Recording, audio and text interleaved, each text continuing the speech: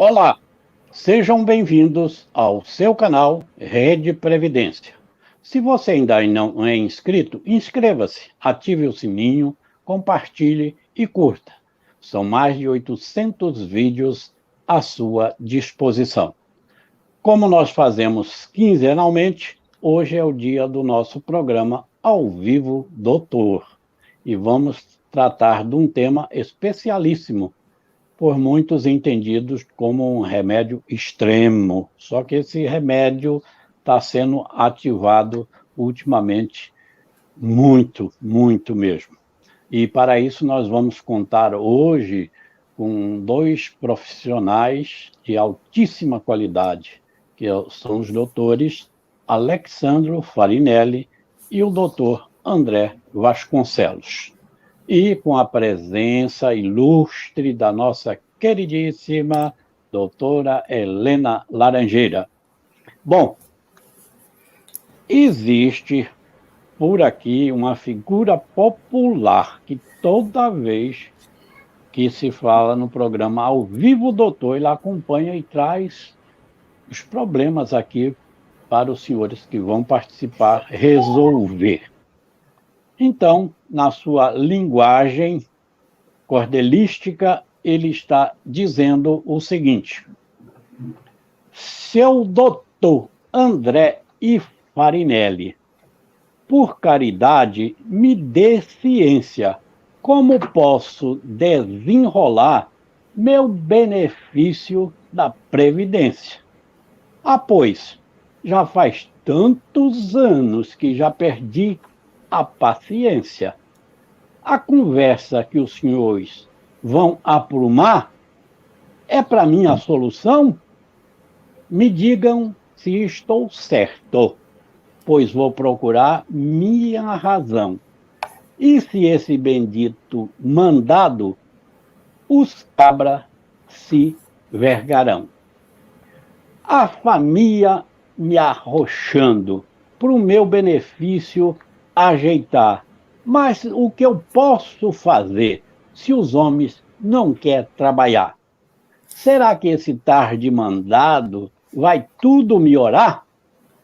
Eu queria dar risada, vendo eles cair na peia para fazer a coisa certa, mandando todo mundo para a cadeia. Assim tudo desentronchava e para os meus filhinhos não fartaria a ceia. Dado o recado aí para o doutor André e o doutor Farinelli desentronchar aí para o nosso queridíssimo telespectador. Zé de Mundinha é o nome dele, viu? Bem, como eu disse, nós contaremos hoje com a participação do doutor Alexandro Farinelli. Ele é advogado previdenciarista militante, autor de vários livros jurídicos. Inclusive, eu espero que aí durante o programa ele vá mostrando a capa desses livros. E também professor de pós-graduação. É um advogado muito, muito ativo, muito solicitado e muito querido. E não menos querido é o nosso doutor André Vasconcelos, que também é advogado previdenciarista, militante. Ele é pós-graduado em Direitos Humanos, Processo Civil e Direito Previdenciário. E também professor de graduação e pós-graduação. Portanto, os senhores desfrutarão aí do saber desses ilustres convidados. Doutor Alexandro Farinelli, seu boa noite, por gentileza. Muito boa noite a todos. Inicialmente, agradeço ao convite, agradeço essa oportunidade. É um privilégio poder estar aqui com todos vocês, com todos esses profissionais de alto gabarito e esse público tão celebre que acompanha este trabalho. Honrado de estar aqui presente com todos. Muito boa noite. Doutor Doutor André Vasconcelos, nós fomos mal educados, não deixamos a doutora Helena Laranjeira falar primeiro, né? Doutora Helena, seu boa noite, por favor, aí, com o consentimento do doutor André, que hoje deu um tapa no cabelo. Boa noite a todos. Agradecer, então, aos convidados por terem aceito nosso convite. Dizer que é um prazer conhecê-los aqui no novo pessoalmente, né? O doutor André Vasconcelos, que faz parte da família Rede Previdência e que sempre nos acompanha, inclusive seus alunos sempre estão presentes também aqui no programa Vivo Doutor. Né? É um prazer conhecê-los, então, e daremos início aos trabalhos, não vou me delongar aqui. Doutor André Vasconcelos. Boa noite, gente, boa noite a todos, boa noite à doutora Helena Laranjeiras, ao doutor Ney Araújo, ao doutor Alexandre Farinelli. Eu gostaria muito de agradecer esse honroso convite para esse encontro de hoje. Tenho certeza que será muito promissor, com muitas informações. Vou aprender muito com vocês e dizer que é uma honra, né, participar desse programa que tem sido um sucesso na Rede Previdência, aí à frente com o Ney Araújo e a doutora Helena Laranjeiras. Obrigado mesmo pelo convite e estou muito honrado em participar. Eu, a doutora Helena Laranjeira, é que agradecemos pela honrosa presença de vocês. E também quero dizer que o nosso mestre, doutor Ricardo Souza, e é sob a direção dele, né, que nós trabalhamos, que é o criador do Rede Previdência, e também dos trabalhos técnicos aí do nosso Ícaro Moreira.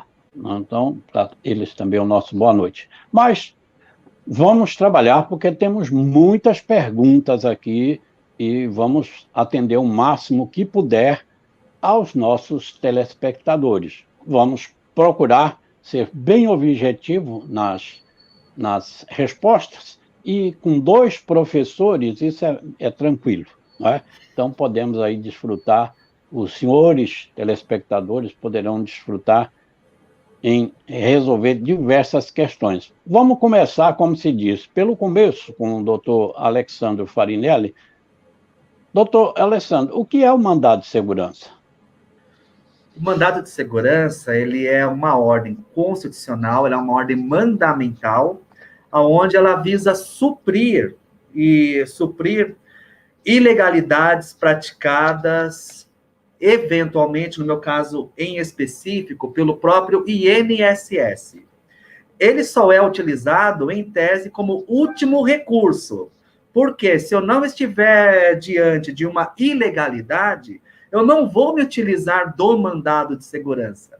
Então, o mandado de segurança, ele é um mecanismo de defesa que eu faço a utilização quando eu estou diante de uma ilegalidade extrema e eu tenho urgência para solucionar aquela questão.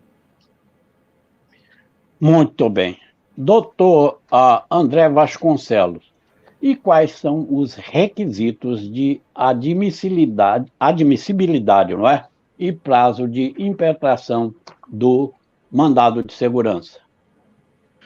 Bom, Ney, na leitura do artigo 5º do inciso 69 da Constituição, a gente já pode fazer um apurado de quais são os requisitos, né, de admissibilidade para esse tipo de ação mandamental chamada mandado de segurança.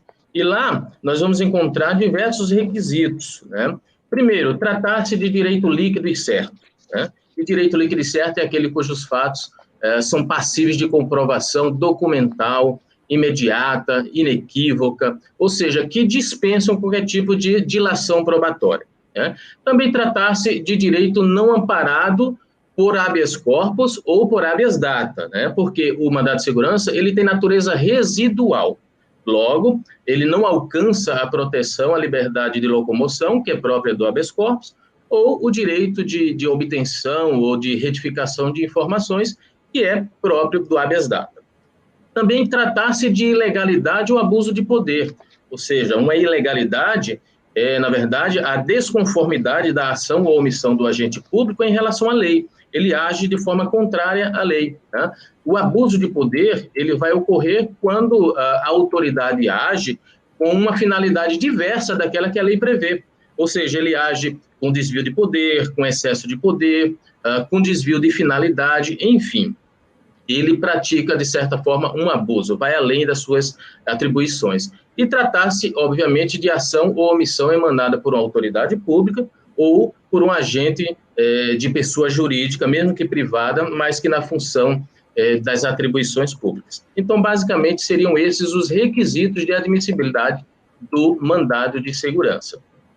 Ok, eu gostaria de dizer ao doutor Alexandre Farinelli, ao doutor André, que se tiverem alguma observação a ser feita, alguma complementação a ser feita, não é?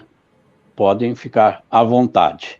E pergunto agora ao doutor Alexandre Farinelli, qual é o prazo para impetração do mandado de segurança?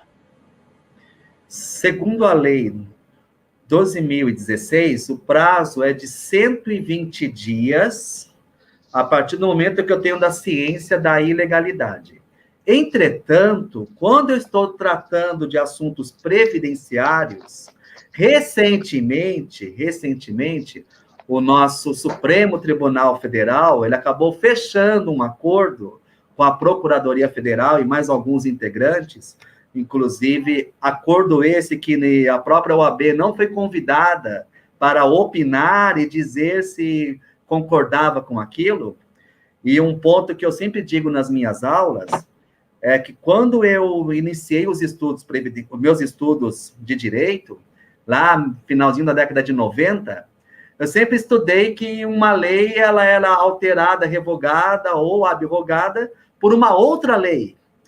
E eu estou vivendo para ver um acordo judicial alterando prazos previstos em lei. Então, assim, esse prazo aí de 120 dias que nós teríamos lá previstos, a partir do atraso, hoje nós temos alguns outros prazos vigentes em razão desse acordo. Entretanto, eu não sou contra o acordo, não sou radical a dizer, não, esse acordo realmente ele não é válido. Eu ficaria muito feliz e eu não me utilizaria do mandado de segurança se os próprios prazos desse acordo também fossem cumpridos. Faça um requerimento, a apostadoria, aguarde certo prazo, olha, nós vamos cumprir o prazo aqui do acordo. Para mim, está ótimo. E para finalizar a questão, já tive em minhas mãos decisões judiciais, onde tem juízes declarando a validade deste acordo e que este prazo do acordo tem que ser realmente reconhecido e respeitado. Pois é, veio lá de cima, né, do Supremo Tribunal Federal, desaprendendo o direito.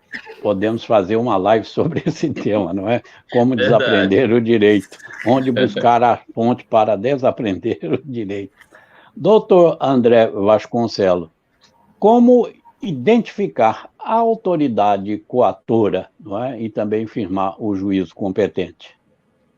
Essa matéria realmente traz muita dificuldade, né, para os advogados no dia a dia, sobretudo em matéria previdenciária, né? Nós vamos ter lá no artigo 5º, inciso 69 da Constituição, que eu citei, já um parâmetro, que vai dizer que a legitimidade passiva, né, do MS, do mandado de segurança, recai sobre a denominada autoridade coatora, tranquilo, que é aquela sobre a qual se recai a responsabilidade pela ilegalidade ou pelo abuso de poder. E aí pode ser autoridade pública ou agente de pessoa jurídica, ainda que privado, mas com a função pública, né?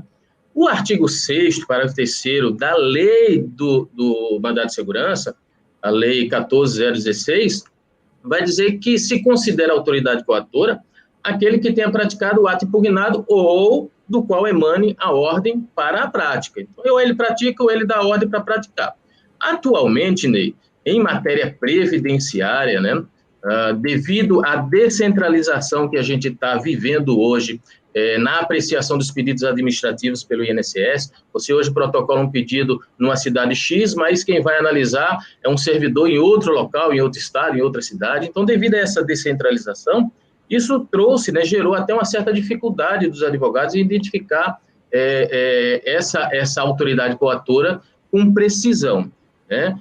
Assim, tem sido, na prática previdenciária do dia a dia, observado que há a impetração do mandado de segurança em face ou do chefe da APS do município de residência do segurado, ou do gerente executivo do INSS, que tem ali atribuições para aquela APS daquele município de residência do segurado. Eu, particularmente, aconselho sempre impetrar contra o gerente executivo do INSS, já que ele tem, também acumula, né, a competência para modificar os atos do próprio chefe da APS. Então, na dúvida, impetra-se contra o ato do gerente executivo, mas tenho visto muito impetrar também contra ato do chefe da APS e tem sido aceito pelo juiz. No caso de omissão no julgamento de recurso administrativo, aí nós vamos ter algumas situações bem diferentes. Por exemplo, há 3 hipóteses. Omissão na remessa do recurso para a junta. Então, está lá o recurso que você interpôs no INSS e ele não foi remetido para a junta. Está demorando. A omissão, nesse caso, é do INSS. Então, o mandado de segurança é contra o chefe da APS ou contra o gerente executivo.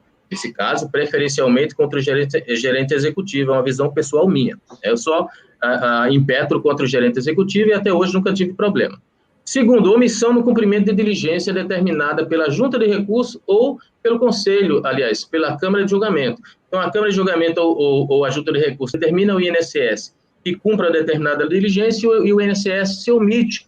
Nesse caso, você pode impetrar mandado de segurança, que também será contra o chefe da APS ou, no caso, o gerente executivo. E, por fim, a omissão e julgamento de recurso remetido a junta de recurso. Então, o recurso foi remetido, mas a omissão no julgamento, ou pela junta de recurso, ou pela Câmara de Julgamento. Nesse caso, a autoridade coatora é o presidente da JR ou da CJ, tá? E no caso de ato judicial? No caso de ato judicial, obviamente, é contra o juiz que proferiu a decisão, né? O importante também destacar que há muito erro nesse cenário, nessa área do mandado de segurança, quando se vai designar a autoridade coatora, no sentido de que muitos advogados acabam impetrando mandado de segurança contra o INSS, ou contra o CRPS, ou contra a chefia, ou contra a gerência. Não é por aí, não é contra a pessoa jurídica, não é contra o órgão, né? Tem que ser a pessoa, o ato impugnado é o ato da autoridade coatora. Também não se impetra mandado de segurança contra a pessoa do procurador federal.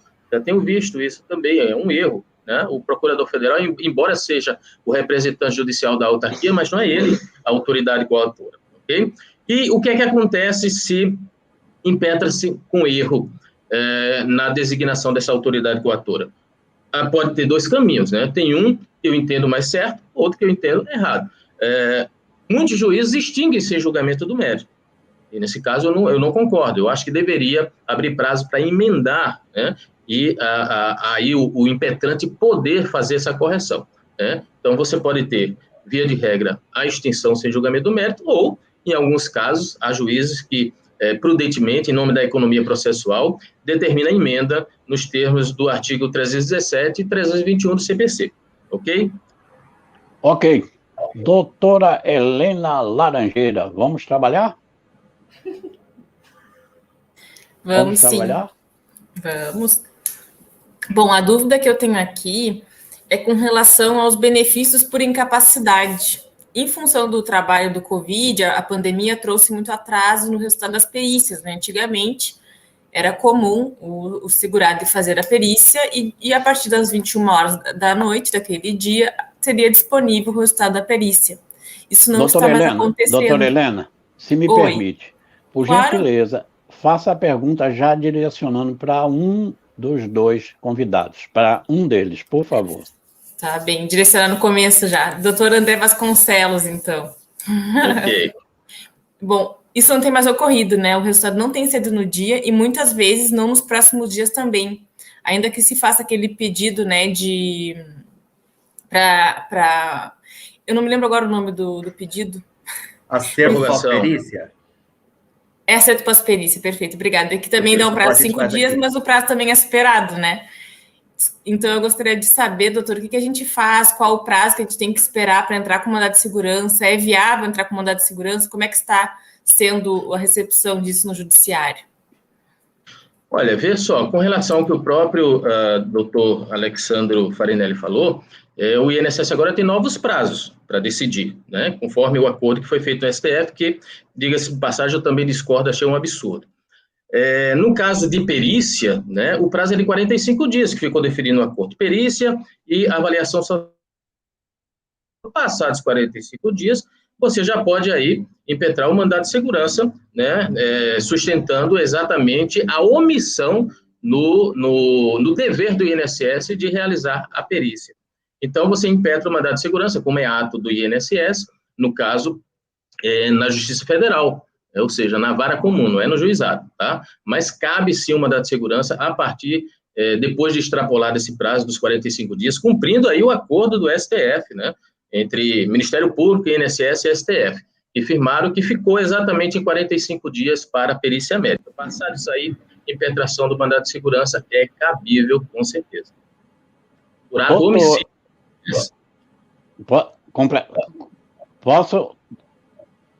Posso, doutor André? Ainda quer completar? Claro. Quer completar? Doutor Alexandro, por gentileza, quando utilizar ou não utilizar o mandado de segurança?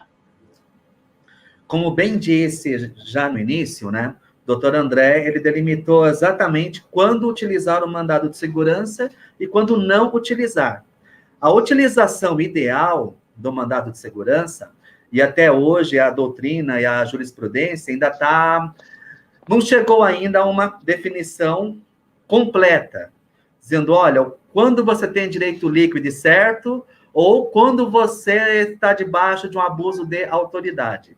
O mandado de segurança, em regra, eu digo, pode utilizar mandado de segurança quando você estiver diante de uma situação em que, juntamente com a sua petição inicial, toda a prova documental que você possui puder sanar todas as dúvidas do magistrado. Ou seja, se eu tiver que complementar a prova com prova testemunhal, não vou me utilizar do mandado de segurança. Se eu precisar de uma prova pericial, eu também não vou me utilizar. Aí eu vou me utilizar de ação comum ordinária. Resumindo a questão, sempre quando eu puder comprovar um fato através dos documentos que eu possuo, eu posso me utilizar do mandado de segurança dentro do direito previdenciário. Ney, Ney, eu acho que eu só respondi uma das suas questões. Ficou de falar sobre também a questão do juízo competente, perdão. Vamos lá. O juízo competente, né? Ou seja, se tratar de uma autoridade do INSS, como o INSS é uma autarquia federal, não resta dúvida, a competência da vara federal, né? A vara comum, não é o juizado, tá? O artigo 3º, parágrafo 1º da Lei 10.259, diz que não cabe o mandado de segurança no juizado. Diz lá, né, não se inclui na competência do juizado, e tem todas as hipóteses, um deles é ações de mandado de segurança. Então, está expresso na Lei 10.259. Então, você não vai impetrar no juizado, vai impetrar na vara comum, né, federal, no caso de autoridade do INSS, porque o INSS é autarquia federal. Lógico que pode se aplicar aquela questão da competência delegada lá, do artigo 109, etc. Mas, via de regra, é a vara federal. Contudo, vale salientar que nós temos uma súmula 376 do STJ, que diz que é o seguinte, que compete à turma recursal processar e julgar o mandado de segurança contra ato do juiz do juizado especial. Então, é possível, dentro do procedimento, né, dentro do microsistema dos juizados especiais federais, a impetração de mandado de segurança, mas na turma recursal, não no juiz do juizado, né? Então, compete, segundo a súmula 376 do STJ, né, o mandado de segurança contra ato do juiz do juizado, né? E aí tem aquela questão que é uma polêmica, aqui em Pernambuco a gente teve muito problema, em outros estados isso já foi sanado, que é a sentença não definitiva no juizado especial federal. Sabemos que só é recorrível por RI, que é o recurso inominado, as sentenças definitivas.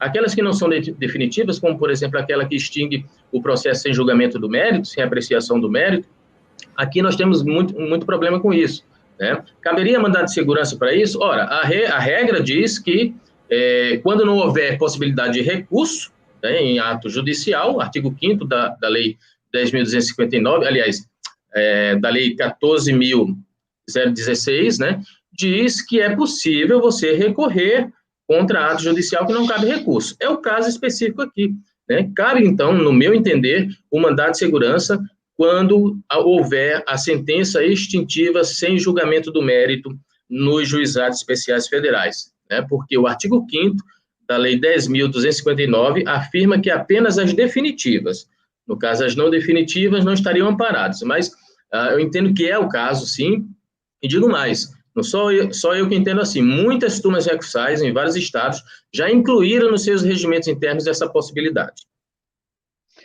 E aí, doutor Alexandre Farinelli, concorda com esse posicionamento? Apenas acrescentando um pouco do que o doutor Ney trouxe brilhantemente, tá? Nossa turma recursal de São Paulo já está no regimento interno. Ótimo. Inclusive, né, quando eu comecei a ver esse tipo de decisões, vários fóruns permanentes, de juizado especial federal, começaram a discutir. Falou, gente, né, como que eu vou negar a possibilidade da interposição do recurso inominado, sendo que a própria turma recursal, ela vai ter poderes, inclusive, para poder analisar no mérito em algumas situações, e eu considero essas situações em casos de urgência, porque se for retirado esta possibilidade, nós estaremos, no caso, negando um acesso ao poder judiciário de forma indireta. Não adianta me dizer que eu tenho o direito de ação, se quando eu ingresso com a minha ação, que eu entendo que é correta, porque um magistrado entende que não cabe, olha, a partir de agora o seu processo está extinto e não cabe recurso. Mas, assim, eu entendo que foi uma discussão desnecessária, é o tipo de redação legal que acaba trazendo mais confusões do que solução. Eles já poderiam ter deixado, olha, gente, sentença de resolução de processo, seja definitiva ou seja terminativa. Amplia o leque. Eu já tive alguns casos concretos desta forma também. O primeiro juiz da turma recursal negou seguimento à ação, foi para recurso, no próprio recurso, a turma recursal falou, olha, considerando a urgência da questão, nós nem vamos mandar de volta para o julgamento. Nós já vamos conhecer da própria matéria e conceder pelo menos a tutela antecipada, que é para resguardar o direito. Ou seja, né, muitas vezes, essas discussões intelectuais, interpretativas da lei, acabam prejudicando o direito dos nossos segurados e pessoas que precisam de uma decisão mais urgente. Mas foi brilhante. Parabéns, doutor André. Ney, fique à vontade. Obrigado, amigo. Decisão como essa aí citada, doutor Farinelli, realmente engrandece o judiciário e é assim que nós gostaríamos, não é? Que fosse sempre. Mas, doutor Farinelli, aproveitando, nas ações acidentárias, qual é o juízo competente para julgamento do mandado de segurança? Em São Paulo, nós tivemos uma discussão muito séria quanto a isso. Porque em São Paulo nós temos uma vara especializada, as varas acidentárias, que é vinculado ao Tribunal de Justiça, portanto, ela é estadual. No meu ponto de vista, né, o conteúdo da matéria, seja ele acidentário ou não, ele não retira a competência. Eu continuo tendo ainda uma autarquia federal que vai analisar aquele direito. Tive uma situação dessas, onde a pessoa recebia um benefício de auxílio ao acidente, juntamente com a aposentadoria por tempo de contribuição. O INSS entrou com aquele sistema de MOB, de monitoramento de benefícios, mais conhecido como Operação Pente Fino. E aí disseram, olha, mas como que pode isso, né? Os dois benefícios não foram concedidos com data anterior a 1997. Portanto, esta acumulação ela é indevida. Entretanto, como matéria de defesa, eu coloquei o artigo 103A da própria Lei 8.213. Falei, mas olha, INSS, vocês tinham um prazo para poder corrigir esta falha ou esta ilegalidade, segundo a interpretação de vocês. Eu não vou nem mesmo entrar no mérito, se é permitido ou não acumular os dois benefícios. Eu vou simplesmente entrar com uma preliminar de mérito, vou dizer que operou-se a decadência, vocês tinham 10 anos para poder corrigir a falha e revisar este ato. Como vocês não fizeram isso, vocês perderam o direito de revisar o recebimento deste benefício. Impetrei mandado de segurança na Justiça Federal, como eu devidamente entendo. O magistrado, ele se entendeu competente e, a partir dali, já me deu a liminar em mandado de segurança. Ele falou exatamente isso. Se o segurado não pode mais rever ato inicial com prazo superior a 10 anos, por que, então, a própria autarquia teria o privilégio de revisar um ato com 12, 13, 15, 20 ou 25 anos? Eu tive no meu escritório casos de, quando o INSS alegou recebimento indevido, iniciado em 1987. E, a partir dali, mandado de segurança foi a solução que eu encontrei mais adequada. Não precisava de perícia médica para recebimento do benefício por incapacidade, era uma questão tão somente de poder de revisão ou não tem mais poder de revisão. E a decisão foi dizendo, olha, o INSS perdeu o prazo, sim, em virtude dessa perda de prazo, tornou-se patrimônio adquirido do autor acumular este benefício. Na vara federal. Muito Perfeito. bom. Doutor André, e quando é cabível liminar no mandado de segurança? Quando requerer, né? Quando a gente requerer liminar em mandado de segurança? Eu entendo que sempre que você tem a prova contundente, a prova inequívoca, a prova suficiente, que é o pressuposto, né, de admissibilidade do próprio mandado de segurança, você pode fazer o pedido liminar, né? Via de regra, sobretudo benefícios em que há uma urgência em se tratando de prestação alimentar, sem dúvida que você deve fazer o pedido liminar. E estando tudo ali já devidamente comprovado, você vai obter a liminar.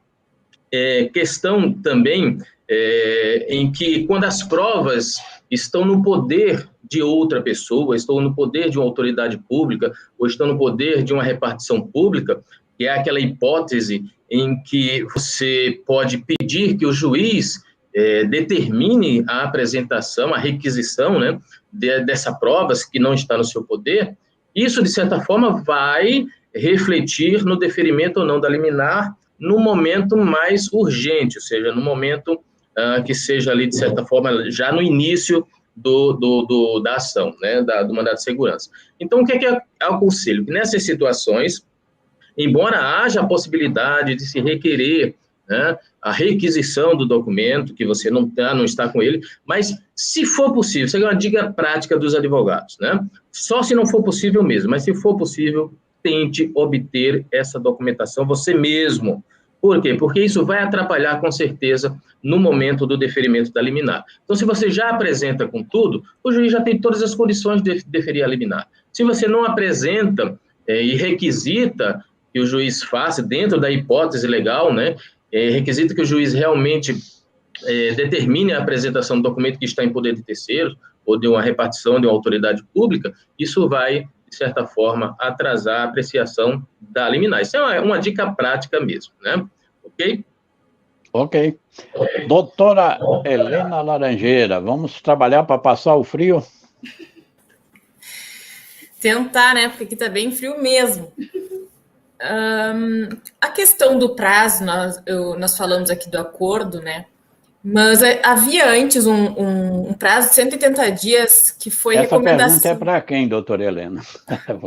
Vamos falar dessa vez com o doutor Farinelli, para não parecer para dividir bem. Eu falo geralmente a pergunta no final, eu direciono no final, o doutor já está puxando a minha orelha aqui. Havia um prazo, então, de 180 dias, né, que era a recomendação do Foro Interinstitucional Previdenciário. E agora, com a função do acordo, o prazo estabelecido para apreciação de benefícios é no máximo de 90 dias. Como é que fica essa situação? Toda vez que eu falo em homologação desses acordos, eu nunca posso me esquecer que existe uma lei, que é a Lei 9784, que é a lei que regulamenta o processo administrativo federal, e aí eu vejo mais uma vez um acordo interferindo, tá, dentro desses prazos de lei. Eu confesso, e eu sempre oriento no meu escritório e nos locais que eu presto consultoria, nós também não podemos ser imediatistas. Você vai lá, protocola um requerimento de benefício, você mal protocola e fica todos os dias pesquisando, de manhã e à noite, de manhã e à noite, de manhã e à noite, se ele foi concedido ou não.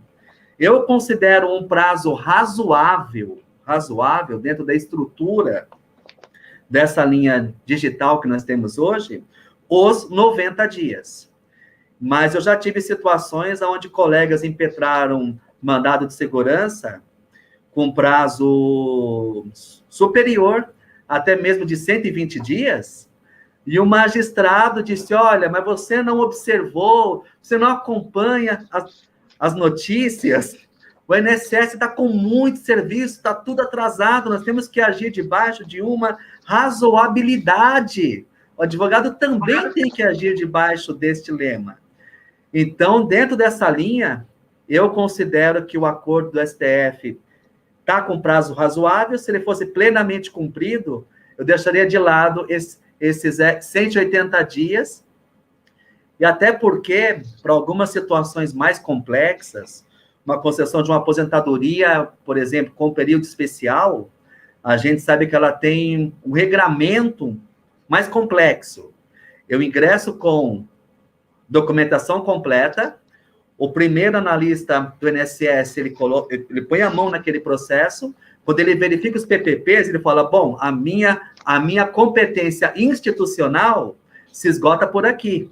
Eu vou ter que remeter esse PPP para os peritos médicos federais, que não são mais integrantes da Previdência Social, com uma carreira pública agora autônoma, vinculados ao Ministério da Economia. Inclusive, isso traz, no caso, discussões sobre competência para o mandado de segurança, quando eu tenho demora na análise pelos peritos médicos federais. Mas eu confesso que se o benefício fosse concedido e analisado com rigor, critério, em 180 dias, eu já ficaria feliz. Com a palavra, doutora Helena Laranjeira. Concordo plenamente com o doutor. As perguntas que eu tinha aqui, até de telespectador, já foram realmente todas muito bem esclarecidas. Muito obrigada. Então, vamos passar aqui uma pergunta para o doutor André. Doutor André, qual o recurso cabível da decisão no mandado de segurança? Pois não, Ney? Repete para mim, desculpa, eu cortou o áudio. Qual o recurso cabível da decisão do mandado de segurança? No caso, o mandado de segurança que está na via do juizado ou o mandado de segurança na via da vara? Eu entendo que no mandado de segurança na via da vara, a vara federal, um recurso cabível seria a apelação. E no caso do juizado especial, como já é uma decisão, né, da própria turma nacional, aliás, da turma recursal, seria a hipótese de analisar se isso é possível ou não chegar na TNU. Se for possível chegar na TNU, a depender do mérito que está sendo julgado, eu entendo que é possível até o pedido de uniformização, obviamente tendo outros precedentes de outras turmas. Se não, aí caberia o RE, né, para o recurso extraordinário para o STF, no caso do mandado de segurança que tramita na TR, na turma recursal. Doutor Alexandre Farinelli, por favor, quais são as hipóteses que podem ser citadas em que cabe mandado de segurança, mas ele não é o instrumento processual mais recomendado no momento. Tá. Todas as vezes que eu quiser ingressar com mandado de segurança, eu costumo dizer que é questão de estratégia processual. Muitas vezes eu nem quero nem mesmo a concessão do próprio benefício.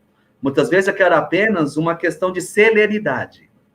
E aí, se eu não quero necessariamente a concessão do benefício, ou tão somente celeridade, aqui na OAB São Paulo, nós temos um convênio junto ao INSS, que nós podemos utilizar muitas vezes de ferramentas administrativas para alcançar este mesmo resultado. Por exemplo, eu vou lá no meu convênio, agendo um serviço chamado guichê virtual, aonde o INSS vai, no caso, me colocar um servidor à disposição, eu vou apresentar a minha situação, eu falo, olha, esgotou-se todos os prazos para análise deste benefício. Eu já teria a possibilidade de ingressar com mandado de segurança, mas eu não quero me utilizar do mandado de segurança. Eu vou me utilizar do guichê virtual, eu posso me utilizar de e-mail para ouvidoria, eu posso me utilizar de e-mail para gerência executiva, ou também, se for um caso mais extremo, por exemplo, como foi o caso que a doutora Helena trouxe para nós, digamos que o benefício por incapacidade, ele não possui resultado de perícia. Em algumas situações, eu tenho conversado com alguns amigos, inclusive magistrados federais, eles me disseram, mas doutor, e se nós trabalharmos com uma questão de negativa tácita? Você espera um resultado de perícia, o resultado não vem, ultrapassa-se, no caso, o prazo razoável para o INSS. Será que uma negativa, depois de 60, 90, 120 dias, você não pode subentender que o benefício foi negado? E aí você vai se utilizar do Poder Judiciário, dizendo, olha, presente está o meu interesse de agir. Eu fiz a solicitação, estou diante de um benefício de caráter alimentar, a autarquia não me dá uma resposta, portanto, eu já entrego toda a matéria para o Poder Judiciário. Apenas para poder finalizar o tema, recentemente eu fiz um mandado de segurança no benefício por incapacidade. Algumas pessoas me falaram, nossa, você fez? Exatamente, eu fiz. Mas como é que você fez? Sem realização de perícia médica.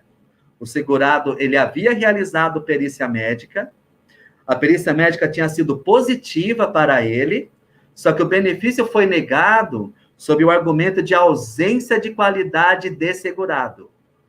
E a qualidade de segurado, eu conseguia comprovar através da carteira profissional, dos registros, dos vínculos, e o mandado de segurança, ele foi aceito. E eu tive uma vantagem ainda que o juiz não mandou fazer uma nova perícia médica, porque senão poderia haver...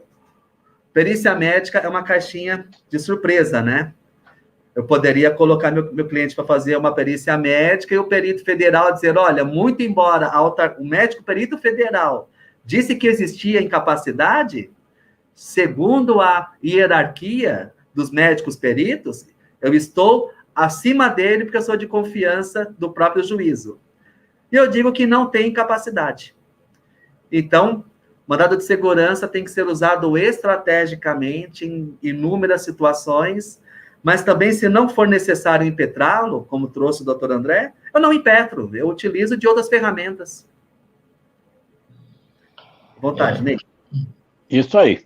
Bom, aproveitando que já foi em passant aí falado, e chegou aqui um questionamento, se cabe mandado de segurança no processo administrativo, no processo de conhecimento e no processo de execução, doutor Farinelli. Complete aí, por favor. Da minha parte, o mandado de segurança ele pode ser utilizado em qualquer esfera. Sempre que eu estiver diante de uma ilegalidade ou de um abuso de poder, eu tenho que realmente utilizá-lo. A questão maior, no caso, quanto à impetração ou não, é qual será o resultado que eu vou alcançar. Quando nós falamos em benefícios previdenciários, em regra, é de caráter alimentar. Pelo menos aqui no nosso estado de São Paulo, as varas previdenciárias comuns estão muito lentas, muito lentas mesmo. E o mandado de segurança, normalmente, o INSS já tem alguns gerentes executivos que estão acostumados a tratar com o mandado de segurança. Então, já tem uma mesa reservada. Gente, o mandado de segurança, vocês entregam tudo aqui, tá? Porque nós não queremos correr o risco do Poder Judiciário, o magistrado falar, olha, né, sob pena de responsabilidade civil, erário público, tudo, né, intime-se ele lá pessoalmente. Então, cabe sim, administrativo, execução. Na execução é um pouco mais complicado a sua utilização. Na parte dos processos de conhecimento é mais prático. Ok. Doutor André, quais punições cabem por descumprimento da decisão do mandado de segurança? Olha, Ney, primeiramente, o mandado de segurança, ele tem várias vantagens e várias desvantagens. A gente vai analisar no caso concreto, sempre que ele é vantajoso ou não, né? Por exemplo, a questão da prioridade de tramitação. O artigo 20 da Lei do Mandado de Segurança permite que haja uma prioridade nessa tramitação. Isso é uma vantagem muito interessante para quem impetra o mandado de segurança. Salvo habeas corpus, diante de todas as demais ações, ele tem essa prioridade de tramitação. A questão da execução imediata também. Então, tem a ver com essa sua pergunta, né? Ou seja, a execução imediata do mandado de segurança prevê, de certa forma, algumas punições que o próprio juiz pode aplicar. O juiz pode aplicar multa para aqueles que descumprem, a autoridade coatora que descumpriu. O juiz pode aplicar, inclusive, penalidade de prisão, né?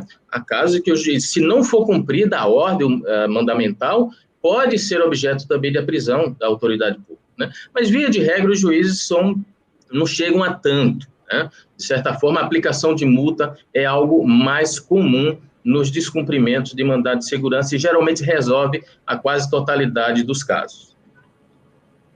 Doutor Alexandre Farinelli, estão pedindo aqui se o senhor pode dar exemplos de aplicação do mandado de segurança. Exemplos de aplicação. Eu utilizei o mandado de segurança recentemente em algumas situações e benefícios diversos. Eu utilizei no benefício por incapacidade, uma vez que não era mais necessário realização de perícia médica, porque a prova da incapacidade já estava produzida, manutenção da qualidade de segurado, cumprimento de carência, benefício por incapacidade.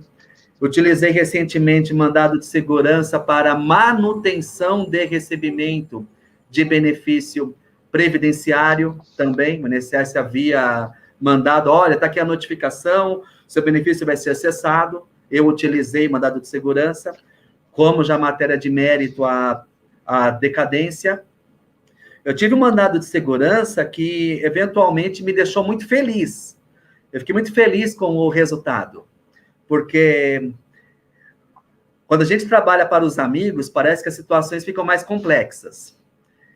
E eu fiz um processo administrativo, solicitei um requerimento de uma aposentadoria por tempo de contribuição. A pessoa tinha o tempo de contribuição, mas ela precisava do reconhecimento de um período especial, que é de 87 até 93. A pessoa tinha carteira profissional registrada como cobrador de ônibus. E eu tinha a carteira profissional com a profissão e eu também tinha o próprio PPP.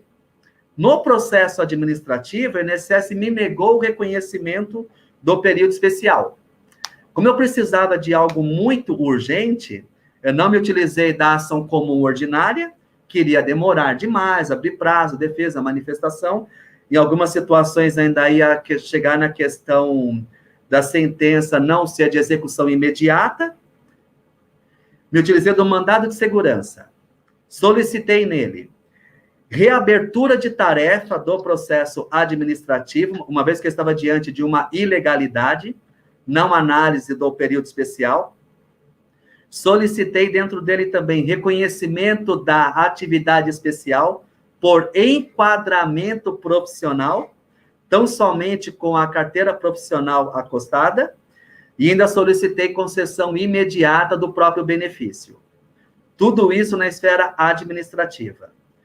Primeiro o juiz atendeu o processo, me concedeu liminar, o INSS não ficou satisfeito, disse que a via não era a via adequada, que necessitava de produção de prova, interpôs agravo de instrumento, o TRF3, aqui da nossa região, disse, olha, a via ela é adequada, a prova já foi pré-constituída, a ilegalidade foi praticada no processo administrativo, portanto, se nega-se seguimento.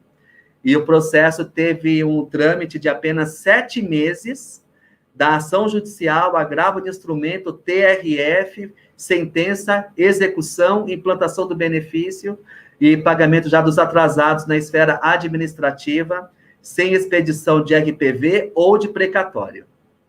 Me deixou muito feliz essa solução.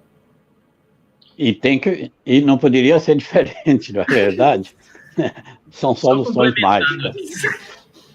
Pois não, André, pode complementar. Eu tive aqui, fiz uma relaçãozinha, eu acho que é interessante para quem está assistindo, para os advogados, uma relaçãozinha das hipóteses mais comuns de cabimento do mandado de segurança, né?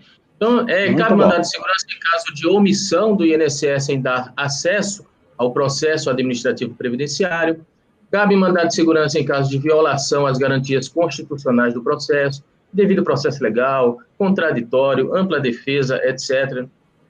Cabe em caso de cerceamento das prerrogativas do advogado, cabe mandado de segurança também na cessação indevida de benefício por suspeita de fraude, cabe também na cessação de benefício depois de decorrido o prazo para revisão do INSS, que o INSS realiza a revisão depois que não tem mais prazo para isso.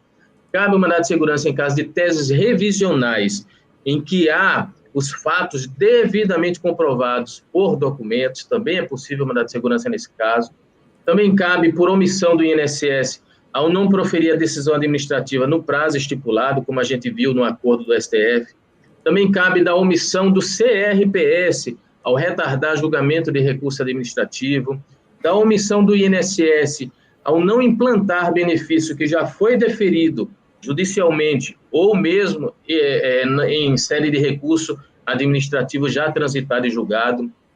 Também cabe mandado de segurança do INSS, contra ato do INSS que aplique norma regulamentar contrária à disposição de lei. É comum o INSS aplicar normas regulamentares que afrontam a própria lei. Isso está muito latente agora por conta do decreto 10.410, que tem diversos dispositivos que são de legalidade bastante discutível. Também cabe mandado de segurança em caso de ato do juiz que é manifestamente ilegal ou teratológico, mandado de segurança em caso de ato do juiz contra o qual não caiba recurso, como eu falei. Também mandado de segurança para atribuir efeito suspensivo a recurso que não tem efeito suspensivo. E, por fim, cabe mandado de segurança em caso de ato do juiz que cancela ou reduz pensão sem citar outro pensionista habilitado. Isso também é um caso em que você pode, a pensionista, no caso, impetrar mandado de segurança. É apenas uma relação exemplificativa, né? Não é exaustiva. Outras hipóteses também são possíveis. Eu quero dizer que essa relação já dá um livro, viu? Pode fazer aí, possibilidades práticas, né, de ingresso com mandado de segurança. E por falar em possibilidades práticas, nós temos o doutor Alexandre, que é autor de livro específico sobre mandado de segurança. Quais os principais pontos da sua obra, doutor Alexandre? Eu fiz o livro Teoria e Prática do Mandado de Segurança justamente no momento de necessidade da nossa advocacia. Eu comecei a passar por muita dificuldade com a lentidão da análise do processo administrativo. E a partir dali, eu creio que todo livro, toda boa ferramenta, normalmente ela é criada a partir do ponto de uma necessidade. Eu me vi diante de algumas situações que eu não encontrava amparo. Doutor Alexandre, Oi. Doutor Alexandre, está aí à sua mão o livro para mostrar aí a gente a capa? Não tenho esse livro porque ele é e-book. Ok, Tá? ok. O mandado de segurança, ele é e-book. Este aqui,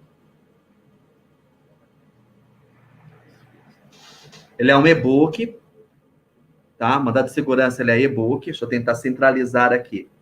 Eu fiz um pacote do livro, onde a venda dele ele é somente digital. A pessoa adquire o livro com aproximadamente 200 páginas, fundamentadas em doutrina, petições, modelos também de mandado de segurança, e acompanha um pacote de peças processuais. Eu sempre segui a linha muito prática, né? Eu sempre fiz a linha prática. Então, faço a doutrina e também faço a parte prática. Eu vou pedir licença um instante. Eu também tenho esta outra obra aqui. Deixa eu tentar aqui. Prática Processual Previdenciária, está na 9ª edição. É extenso porque ele possui doutrina e também possui parte prática. E aí, lancei neste último mês o meu Petições Previdenciárias Comentadas. Também é um livro de 1.200 páginas, com doutrina, parte prática. Dentro dessa linha, eu sempre deixo registrado.